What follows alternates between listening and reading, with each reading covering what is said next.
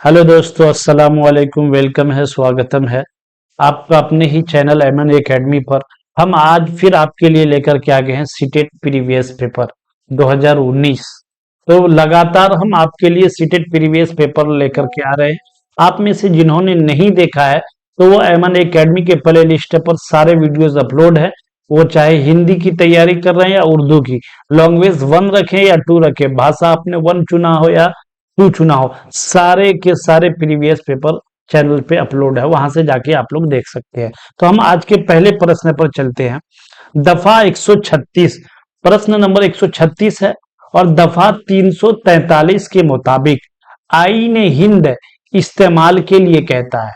आप समझे कि ये आईन क्या है और दफा क्या है।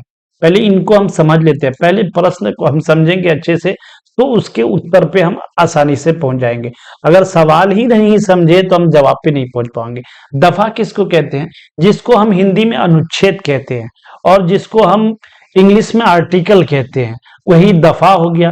तो अनुच्छेद 343 के मुताबिक आईन हिंद यानी भारत का संविधान, भारत का संविधान तो क्या कहता है 343 दफा के मुताबिक? तो कहता यह है कि हिंदी बतौर सरकारी जबान या हिंदी बतौर मुआविन सरकारी जबान, अंग्रेजी बतौर सरकारी जबान, अंग्रेजी बतौर मुआविन सरकारी जबान। देखिए, हमको बार बार मैं बोलता हूं कि आपको ऑप्शन वही चुनना है जो सीटेट आपसे चाह रहा है। आपके हिसाब से बहुत सारे ऑप्शन होंगे, लेकिन जो आपको वही चुनना है जो सीटेट आपसे चाह रहा है। तो सीटेट आप क्या चाह रहा है ये आपको कैसे पता चलेगा? आप जब बार बार रेगुलर तौर पर प्रीवियस पेपर देखेंगे, वो किस तरह के जवाब चाहता तभी पता चलेगा। तो इसका ऑप्शन राइट नंबर 4 हो जाएगा। ऑप्शन नंबर इसका सही जवाब क्या हो जाएगा? 4। क्या अंग्रेजी बतौर मुआविन सरकारी जबान है, यानी कि दफा 343 में कहा गया कि हिंदी बतौर सरकारी जबान रहेगी, लेकिन अंग्रेजी इसके बतौर मुआविन सरकारी जबान रहेगी। ठीक है, कब तक? 15 साल तक। यानी बतौर मुआविन जो है, जब भारत आजाद हुआ और हमारे भारत का आईन बना, हमारे भारत का संविधान बना और संविधान में ये लिखा गया दफा 343 के अंदर कि हिंदी बतौर सरकारी जबान रहेगी। तो क्योंकि अंग्रेजों के सारे रूल्स नियम से लागू थे और अंग्रेजी में सारा कंटेंट था, उसको जो है हम हिंदी में करने में थोड़ी सी दिक्कत हो रही थी, तो इसीलिए क्या किया गया, अंग्रेजी बतौर मुआविन सरकारी जबान रहेगी 15 साल तक। इसीलिए इसको जो है, इसका राइट आंसर कौन सा सही हो जाएगा मेरे दोस्तों? ऑप्शन नंबर 4 सही हो जाएगा। सवाल नंबर 137 देखेंगे। दर्ज झेल में कौन क्लासिकी जबान के पैमाने में शामिल नहीं है?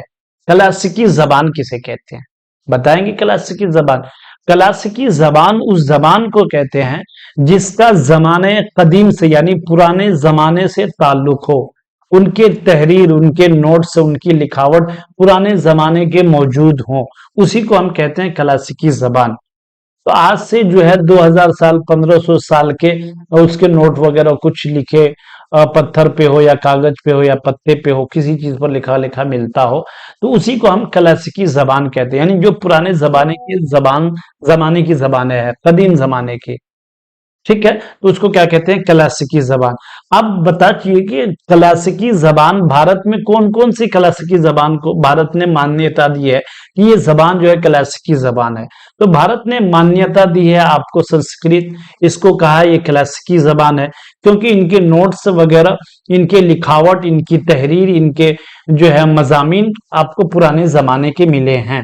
तो संस्कृत हो गया, आपको मलयालम हो गया, कन्नड़ हो गया, तमिल हो गया और उड़िया हो गया। ये सारी जबान जो है कौन सी जबान है? क्लासिकी जबान है। तो हम लोग समझ गए होंगे अच्छे से। कोई डाउट हो तो आप बता सकते हैं और इसमें कमेंट बॉक्स में पूछ सकते हैं। चलिए, तो इसका ऑप्शन देखेंगे। दर्ज झेल में क्लासिकी जबान के पैमाने में शामिल नहीं है। जबान की 1500 2000 साल पुरानी तारीख मवाद होती है, बताया ना कि जो पुरानी जबान हो गए उनके मवाद मौजूद हो, मवाद वही कंटेंट है, मौजूद हो, और उस जबान में कुछ कदीम अदब रज़्मिये कलम बंद किए गए हो, ये भी सही है।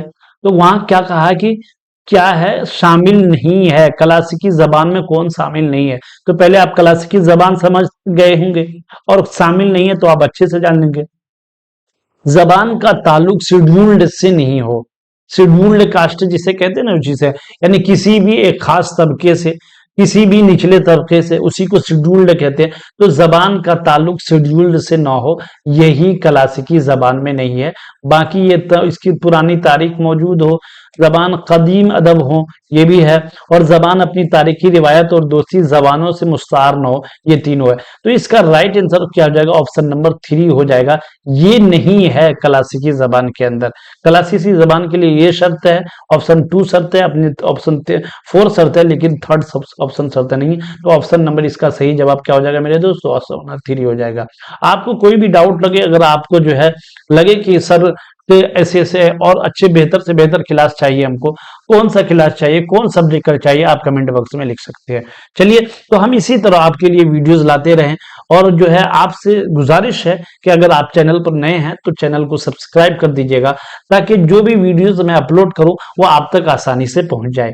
चलिए, हम सवाल नंबर 138 पे चलेंगे मेरे दोस्तों। 38 सवाल है, आमोजगार की सुनने की महारत का अंदाजे कद्र किया जा सकता है उनके साथ मुतवातिर मश्क और अमल के जरिए, कहानी सुनाने के बाद तफहीम पर मबनी सवालात के जरिए, मजीद खामोश मुताले के मौका फराहम करके, उन्हें इल्मी सियाहत के लिए बाहर ले जा करके। देखिए, ऑप्शन चारों सही लग रहा है। क्या कर? आमोजगार की सुनने की महारत यानी वही श्रवण स्किल जिसको कहते हैं, श्रवण कौशल जिसको हिंदी में कहेंगे, और लिसनिंग स्किल इसको इंग्लिश में कहेंगे। तो वही लिसनिंग स्किल की कम बच्चे कितना सुनते हैं, और सुनते तो कितना ऑब्जर्व करते हैं, और उसकी प्रतिक्रिया सुनने के बाद बच्चा कितना जवाब दे पाता है, इसका हम कैसे करेंगे अंदाजा? जबान की महारत में, जबान के क्लास में। तो इसका अंदाजा हम कहें, कहानी सुनाने के बाद तफहीम पर मबनी सवालात करेंगे। जैसे हम कहानी सुना दिए उसको, एक राजा और रानी की कहानी सुना दिए। राजा रानी की कहानी सुनाने के बाद हम पूछ लिए राजा के कितने बेटे थे, रानी की कितनी बेटी थी। अगर इस तरह से हम सवाल पूछ रहे हैं और हम कहानी सुनाने के बाद बच्चा प्रतिक्रिया दे रहा है, जवाब दे रहा है, तो हम समझेंगे कि बच्चा जो है सही। तो ऑप्शन नंबर इसका क्या सही हो जाएगा? ऑप्शन नंबर 2 सही हो जाएगा। ठीक है, 138 का उनके मुतवातिर मस्क और अमल के जरिए ये उनको जो है और डीएक्टिवेट करेगा। इनको, बच्चे को हम ऐसी चीजें दें जो उससे एक्टिवेट हो और रुचि पैदा हो उसको सीखने में और सुनने में और सुनाने में। ठीक है, तो ये चीजें कट जाएंगी, ये भी कट जाएगा, तो ये ऑप्शन नंबर 2 इसका राइट आंसर हो जाएगा। चलिए, 139 पर चलेंगे मेरे दोस्तों। 139 क्या कर रहा? सवाल है, पढ़ने की इब्तदाई मरहले में उस्ताद को तवज्जो देनी चाहिए। बच्चा आपके स्टार्ट क्लास में आया और अभी पढ़ना शुरू कर रहा है जबान को, तो आपको उस पर क्या तवज्जो? हुरूफ तहजी को याद करने पर। हुरूफ तहजी तो जानते होंगे, जिसको अंग्रेजी में हम अल्फाबेट कहते हैं, और जो है हिंदी में वर्ण कहते हैं। तो यही क्या कहलाता है? उर्दू में हुरूफ तहजी कहलाता है। तो हुरूफ तहजी को याद करने कहेंगे, या पढ़ने में रवानी पर जोर देंगे, या हुरूफ हर्फ आवाज के मुताबिक को फरोग देने पर पढ़ने में दुए। इसका ऑप्शन नंबर 3 सही हो जाएगा। ऑप्शन ऑप्शन नंबर 3 इसका राइट आंसर हो जाएगा। चलिए, इसमें समझने की, जहां पे समझने की कोई चीजें होंगी मैं आपको थोड़ा एक्सप्लेन कर दूंगा, जहां पे कोई चीजें नहीं, आप खुद समझदार है, आप समझ सकते हैं। चलिए, 140 ऑप्शन नंबर, सवाल नंबर 140 देखेंगे। सुनना और पढ़ना क्या है? ये अखजी महारत है, इजहार में महारत है, दिलचस्प में महारत है, गौर फिक्र करना है। तो ऑप्शन नंबर इसका क्या देखेंगे? जो अखजी महारत किसे कहते हैं? अखजी महारत, अखज का मतलब होता है रिसोर्सेज, जहां से कोई चीज लिया गया हो।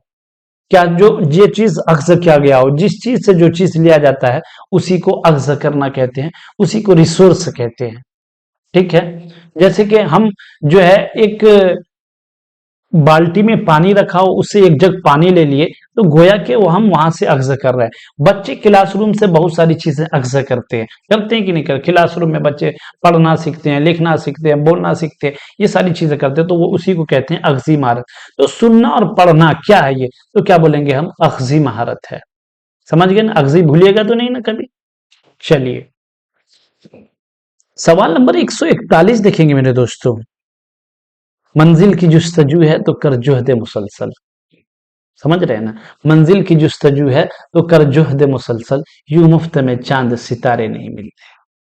थोड़ी सी मेहनत करनी पड़ेगी आपको, आप किचन में खाना बना रही हैं तो वहां ईयरफोन लगा करके मोबाइल रख दीजिए, वहां पे क्लास कीजिए। आप कपड़ा धो रही हैं तो बाहर मोबाइल रख के ईयरफोन लगा कर सुनते रहिए क्लास को और कपड़ा धोते रहिए।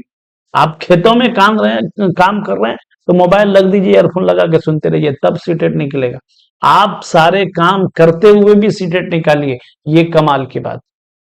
तो आप जो है थोड़ी सी मेहनत और तवज्जो दीजिए। सीटेट कोई मुश्किल नहीं है, किसी का 2 बार नहीं निकला है, किसी का 3 बार नहीं निकला, कोई फर्स्ट बार में निकाल लेता। तो हर एक के साथ डिफरेंट डिफरेंट मामलात होते। अगर जो थोड़ा सा फोकस अच्छा से कर दिया आसानी से निकल जाता। तो आप इस बार को लास्ट चांस जानिए और लास्ट चांस समझ करके मेहनत कीजिए, आपका आसानी से निकल जाएगा। किसने कहा नहीं निकलेगा, सब निकालते हैं और आप भी निकाल करके दिखाएंगे। हिम्मत मर्दा मदद खुदा। ठीक है, चलिए। तख्लीक कर बच्चों की जरूरत के मुताबिक उस्ताद किसके जरिए अपने रद्द अमल का इजहार कर सकते हैं? तख्लीक कर बच्चों की जरूरत के मुताबिक, तख्लीक कार किसे कहते हैं? तख्लीक कार बच्चों की जरूरत के मुताबिक, जिसको हम पढ़े थे क्लास में, रचनात्मक, जिसको हम क्या कहते हैं हिंदी में, रचनात्मक, उसी को हम कहते हैं उर्दू में तख्लीक कार।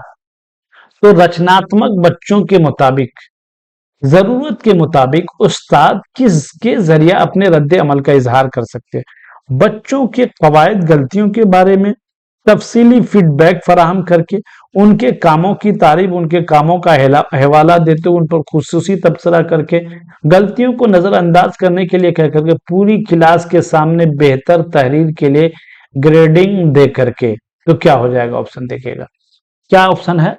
ऑप्शन नंबर देखिएगा, सवाल 141 है, उसमें क्या कर रहा आपसे पूछ रहा है कि जो है तख्लीक कर बच्चों की जरूरत, यानी जो बच्चे की आवश्यकता क्या है, कौन रचनात्मक जो बच्चे हैं उनकी आवश्यकता क्या है, उनकी जरूरत क्या है। तो उस्ताद किसके जरिए अपने रद्द, तो उस्ताद बच्चों के कवायद की गलती जब बच्चे को हम एक बार बार बताएंगे तो वो ऑप्शन कट जाए। उनके कामों की तारीफ, उनके कामों का हवाला देते उन पर खुसूसी तबसरा, ये हो सकता है। देख लेते हैं नीचे भी, गलतियों को नजरअंदाज करने के लिए कह करके, ये तो कट जाएगा। पूरी क्लास के सामने बेहतर के लिए ग्रेडिंग दे करके, ये भी कट जाएगा ग्रेड। तो ऑप्शन नंबर 2 इसका राइट आंसर हो जाएगा। ठीक है, समझ गए? बच्चों को क्या करेंगे, तख्लीक कर जो बच्चे हैं उनके तख्लीक को उत्पन्न करना है, यानी उनके रचनात्मक गुण जो उसके अंदर है उसको हमें बढ़ावा देना, प्रोत्साहित करना है। तो कैसे करेंगे? बच्चों, अच्छा लिखा है, थोड़ा सा और, बहुत अच्छा लिखा बेटा, तुम थोड़ा सा और बेहतर कर ले सकते हो, 2 पेज और लिख लिए तो और अच्छा होगा। तो इस तरह से हम उसकी तारीफ करके क्या करेंगे, उसको और मोटिवेट करेंगे। चलिए, सवाल नंबर 142 देखेंगे। दर्ज झेल में अपने आप जबान सीखने और जबान की आमोजिश का बुनियादी फर्क है। दर्ज झेल में कौन अपने आप जबान सीखने और जबान की आमोजिश का बुनियादी फर्क है? देखिए, सीखने और आमोजिश में क्या फर्क है आप तो समझते होंगे। आमोजगार है, उसी से आमोज है। सीखने वाले को आमोजगार कहते हैं, जो चीज सीखा जाए उसे आमोजिश कहते हैं। यकीनन ये आमोजिश है, इसका भी मतलब सीखना है और सीखने का मतलब भी सीखना है, लेकिन दोनों में फर्क क्या है? तो मेरे दोस्तों, हम कहते हैं सीखने को लैंग्वेज लर्निंग कहते हैं। सीखने को क्या कहते हैं? Language learning. और जो है हम आमोजिस को क्या कहते हैं?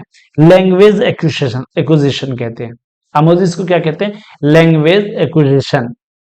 यानी लैंग्वेज एक्विजिशन अलग है और लैंग्वेज लर्निंग अलग है।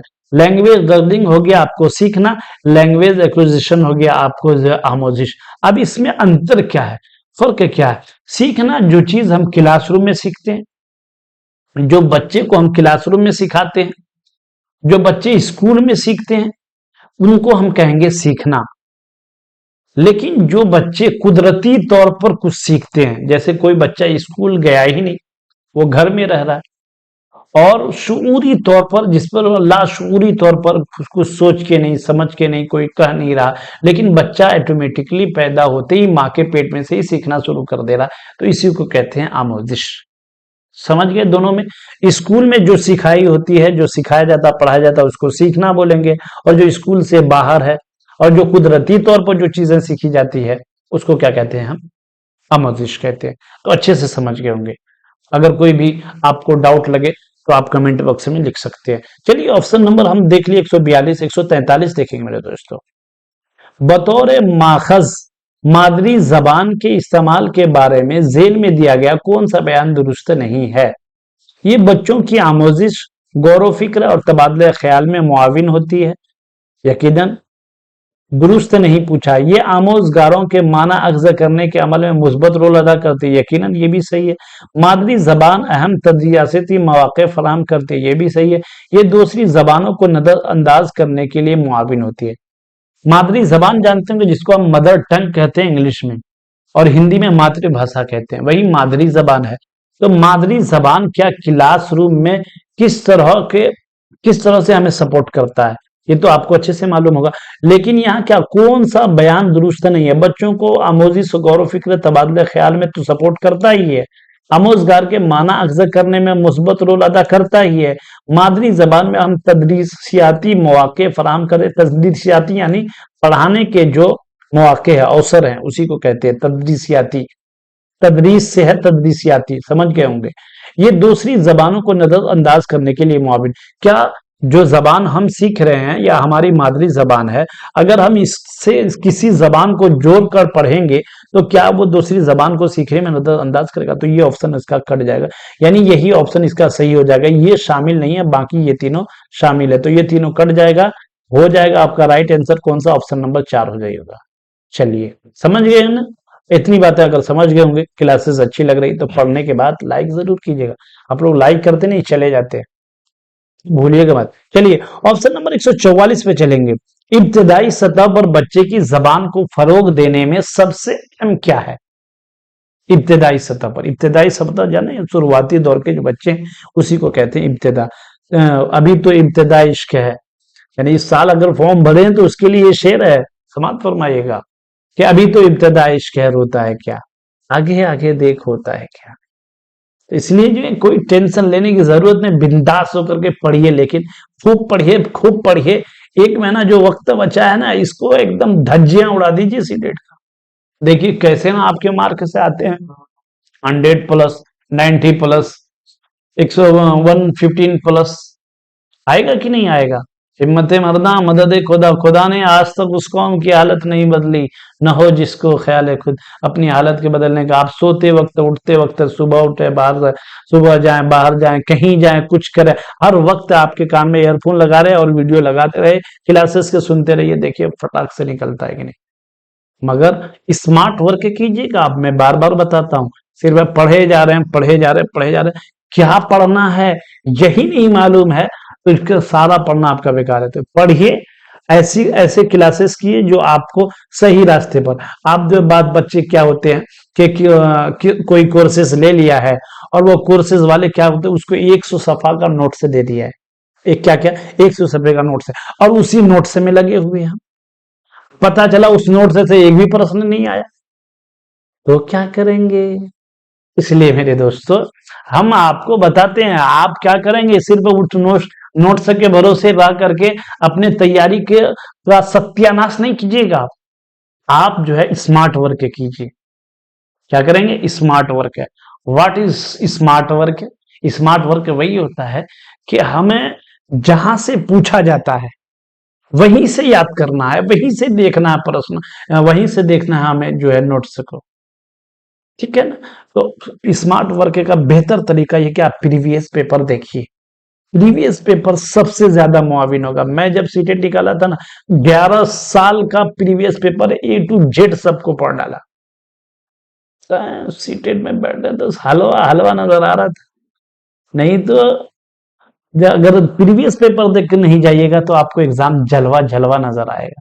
ठीक है, चलिए प्रश्न नंबर 100 बातें बहुत हो जाती है बीच बीच में। चलिए 145 देखेंगे। पोर्टफोलियो किसकी मिसाल है? मेरे दोस्तों प्रश्न क्या है? 145 पोर्टफोलियो किसकी मिसाल है? अज खुद अंदाजा कद्र की, उस्ताद के जरिया अंदाजा कद्र, अज खुद उस्ताद और दोनों के जरिया अंदाजा कद्र है, और रियासती बोर्ड के जरिए अंदाज करता है। ऑप्शन नंबर इसका सही 3, ऑप्शन नंबर सही हो जाएगा। चलिए 146 देखेंगे।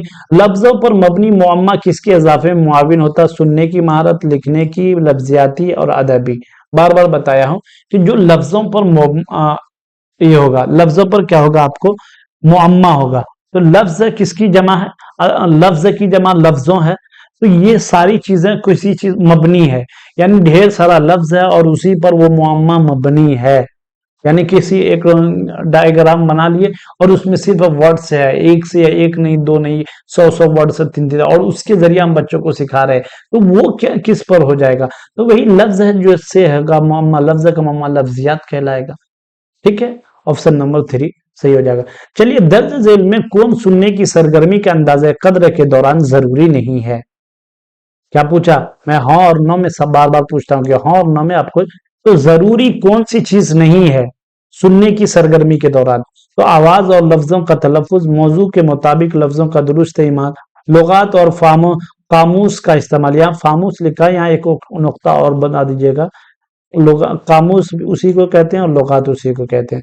तो ऑप्शन नंबर 3 इसका जो है, लफ्जों के दरमियान हमारे लिए जरूरी नहीं है कि हम लुगात का इस्तेमाल करें, कामूस खोलकर बैठ रहे हैं और तब उसके बाद क्लासरूम में हम अल्फाज को सुने, ये जरूरी है। तो ऑप्शन नंबर 3 147, लुगात किसे कहते हैं, लुगात जिसको जानते हैं ना, जिसको डिक्शनरी कहते हैं हम इंग्लिश में, उसी को लुगात कहते हैं, और कामूस भी वही है।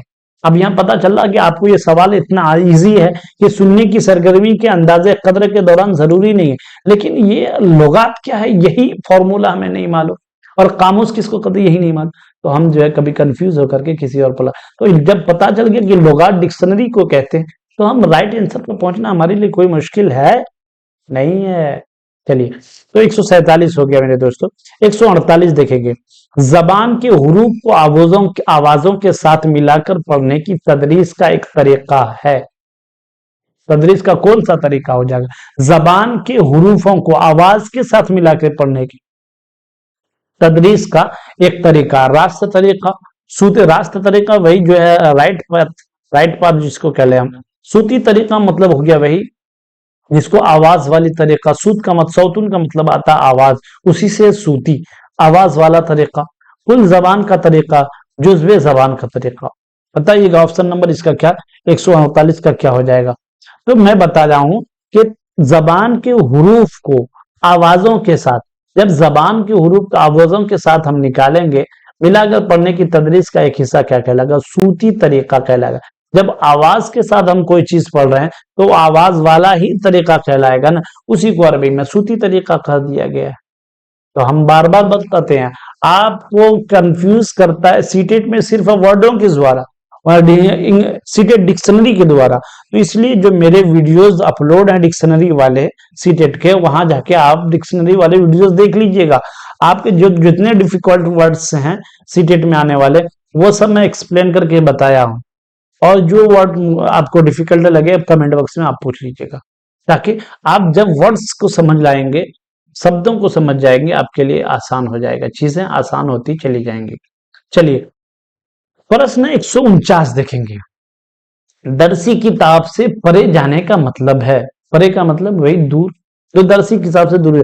दरसी किताब के अलावा इजाफी तदरीस मवाद फराहम करना, दरसी किताब को नजरअंदाज करना, उससे परे जाना, मालूमात को दरसी किताबों पर मरकूज होना चाहिए, दरसी किताब से परे जाकर बच्चे को मजीद गिराबार न करना, मजीद गिराबार न करना।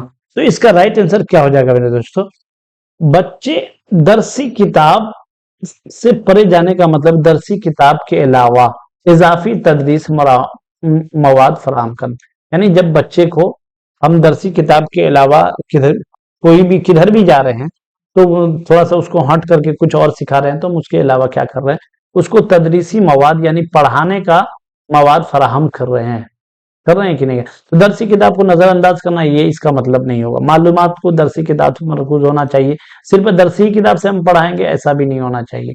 सिर्फ जो है दरसी किताब का मतलब है जो आपके क्लास में शामिल है, उसी को कहते हैं दरसी किताब। दरस, दर्स लफ्ज याद रखिएगा, उसी से दरस, उसी से तदरीस, उसी से दरसी, उसी से तदरीसियात, ये मतलब वही सब पढ़ने पढ़ाने से ही दर्स का मतलब ही होता है, दर्स देना पढ़ाना। तो जब ये चीजें क्लियर होंगी तो आप फिर कंफ्यूज नहीं होंगे, आपके 30 के 30 नंबर इजी यूं फटाफट आएंगे। पर ये तो आप हिंदी की चिंदी सारे प्रश्न को ना बना दिए तो फिर मेरा नाम नहीं।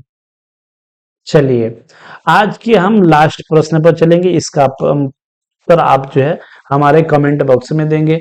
अगर आप चैनल पे नए हैं तो मेरे दोस्तों लाइक कर दीजिएगा, सब्सक्राइब कर दीजिएगा और शेयर करना मत भूलिएगा, ताकि हम आपके लिए इस तरह के वीडियोज लाते रहें।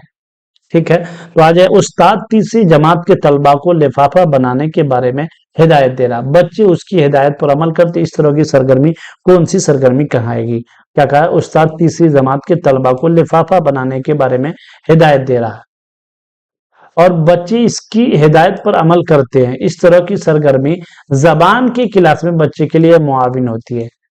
अब जबान की क्लास की जब बात हो रही है तो लिखने की महारत में इजाफा ये गलत हो जाएगा, बोलने की महारत में इजाफा ये भी कट जाएगा, सुनने की महारत में इजाफा ये आपको राइट आंसर हो जाएगा, तखलीक की महारत में इजाफा ये आपको कट जाएगा। तो ऑप्शन नंबर इसका 3 सही हो जाएगा। तो इस तरह के क्लासेस आपके लिए मैं लेकर के आता रहूंगा आपके एग्जाम तक। आप बेफिक्र होकर के तैयारी कीजिए, इंशाल्लाह आपका जो है एग्जाम 100% कामयाबी आपको मिलेगी। लेकिन लेकिन मेहनत चाहता है एग्जाम। क्या चाहता है? मेहनत चाहता है। खुदा ने आज तक उस कौम की हालत नहीं बदली, न हो जिसको ख्याल है खुद अपनी हालत के बदलने का। तो हम आज की क्लास यहीं पर ख़त्म करते हैं। हम आपसे फिर मिलेंगे अगले क्लास में। आप सबका हमारे क्लास से जुड़ने के लिए बहुत बहुत शुक्रिया। अगर ये क्लासेस का पीडीएफ आपको चाहिए तो इस चैनल के डिस्क्रिप्शन में जो है व्हाट्सएप ग्रुप का लिंक दिया गया है, वहां से आप ज्वाइन हो जाइएगा, या जो है टेलीग्राम का भी लिंक है उसमें भी ज्वाइन हो जाइएगा। वहाँ ये सारे पीडीएफ आपको आसानी से मिल जाएगा। तो आप सबका हमारे चैनल से जुड़ने के लिए बहुत बहुत शुक्रिया। फिर मिलेंगे हम आपसे अगले क्लास में।